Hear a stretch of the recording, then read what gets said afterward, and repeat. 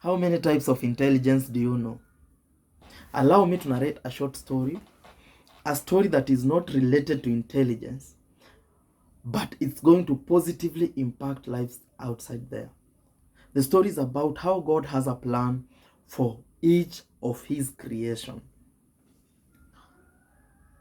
So in the village of Castine, in the outskirts of Capan town, there lived this young man that was very lazy. The boy did not like to work in order to feed himself. The boy just wanted to rest. He just wanted to sleep. And when he was hungry, he would walk or roam the street, borrowing and asking food from his neighbors. So one day, when he was strolling and wandering in the street, he happened to see nicely apples that were hanging on top of a tree. So he thought to himself and decided to steal these fruits. So before he could even pluck one of the fruit, a neighbor happened to see him. And this neighbor started shouting. So on realizing that he had been seen, the boy ran as fast as possible and hid himself in the forest. So in the forest, something fascinated him. He saw a fox that was crawling on two limbs. To his amazement, the fox was huge. The fox was very beautiful. And according to facts and logic, he knew that someone must be feeding the fox. So he decided to sit around and follow the fox slowly to see who was feeding the fox. But from afar away, he saw a lion approaching. So terrified, he climbed up a tree and hid himself there in order to save his life. So he hid there and started watching to see what is going to unfold, if the lion is going to come and kill the fox by tearing it apart, or it's just going to walk away. But when the lion was approaching, he was able to see that the lion was holding a piece of meat on its mouth. So the lion came and dropped the steak in front of the fox, and it walked away. So the fox ate the meat and also crawled away. So he came down the tree and started analyzing whatever he had seen. One way or the other, it was so fascinating and amazing, because how could a lion feed a fox?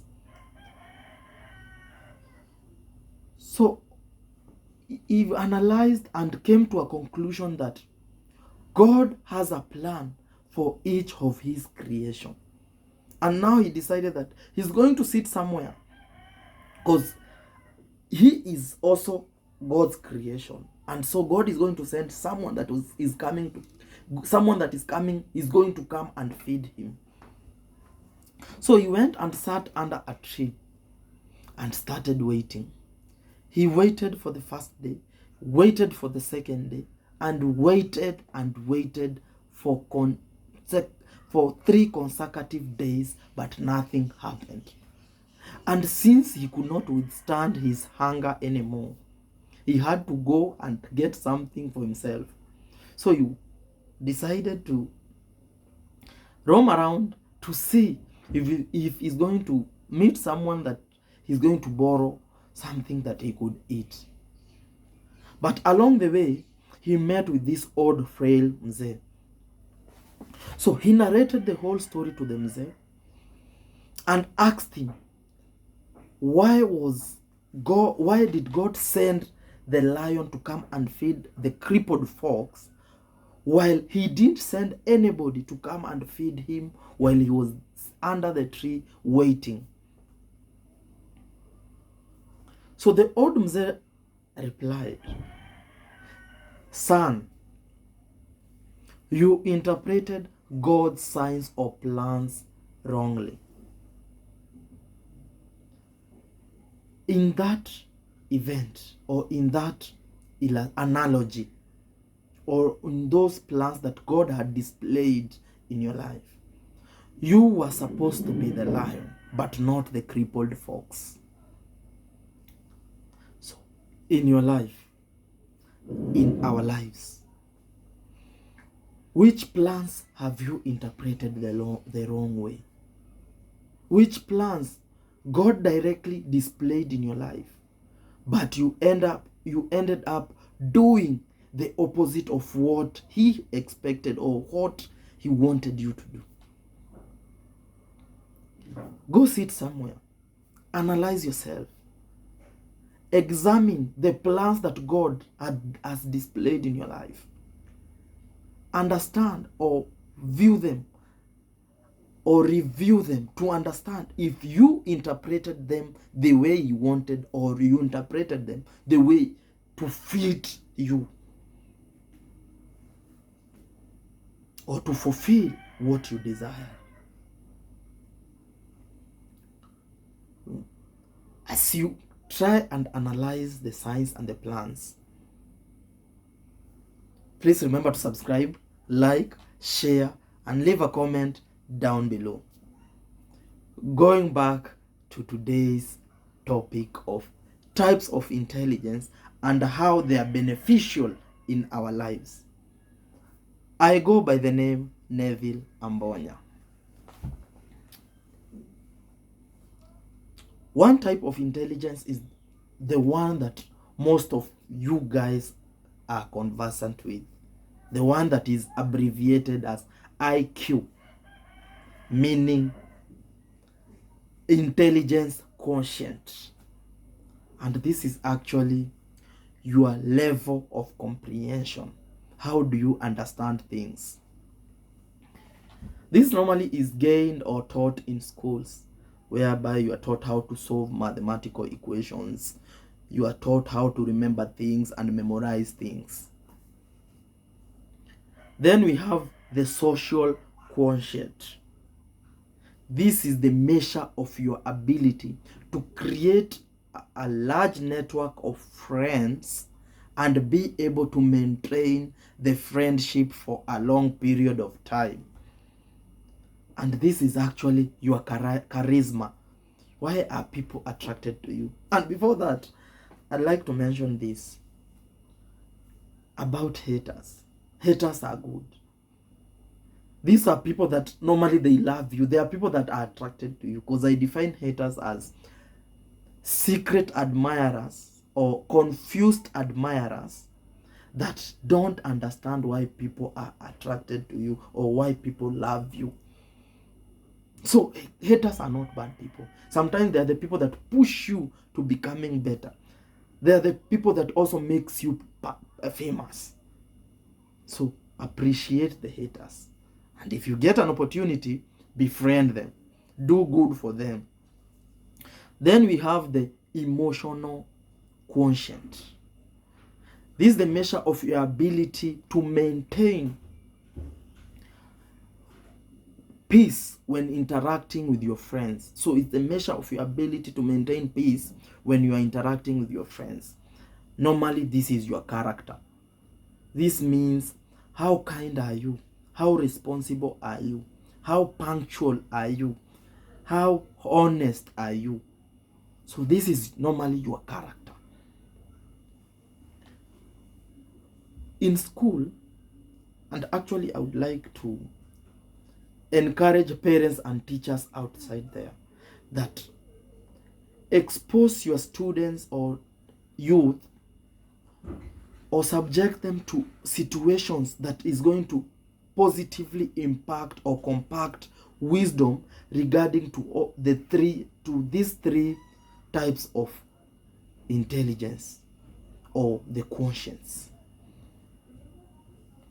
Because you'll find out that the school normally capitalize so much on intelligence quotient and play it down on the SQ and the EQ.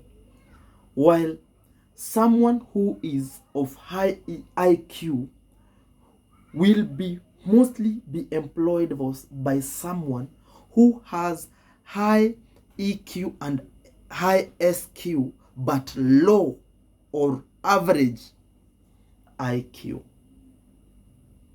So capitalize so much on teaching your kids, your students, all the three quotients or all the three Qs. They are very significant. Then we have number 4, the last one, and the one that I would like to emphasize on. It's called adversity quotient. Adversity quotient is the measure of your ability to go through a rough patch in your life, or go through a tough situation or event in your life, and come out without losing your mind or without losing yourself. Those people that have high adversity quotient or high AQ, these are the people that when they have encountered difficulties or challenges in their lives, they will not quit, they will not abandon their family, and sometimes they will not even consider committing suicide. This will fight on, and mostly when they are fighting on, their resiliency is always activated. These are people that are very strong. These are people that will go through a rough situation, or a situation where other people are going to drown in, but they will emerge victorious.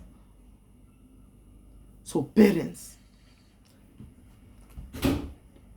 sometimes also expose your kids to such situation, rough situation in their lives, or tough manual work, for them not to view this tough manual work as punishment, but as somewhere or something that they can learn from. Because AQ is built when you're going through a rough event in your life, or you're going through a bumpy road in your life, or a rough road in your life. Because as parents, we tend to think that living or preparing a road for our kid is the key. But remember, something may happen and you end up losing everything that you had left for your kids. And now, because there's nothing they can cling on, they will start struggling. And some of them will even consider suicide. Some of them will abandon their family. Some of them will lose their ways in life. So parents, don't prepare the road for your kid. Prepare the kids for the road. Help them to see that they can make their own decision independent of you being there, or independent of you dictating their lives. So teach them how to appreciate the struggle. Teach them how to work under minimum supervisions. I wish you all the best. And that was all for today. Bye bye.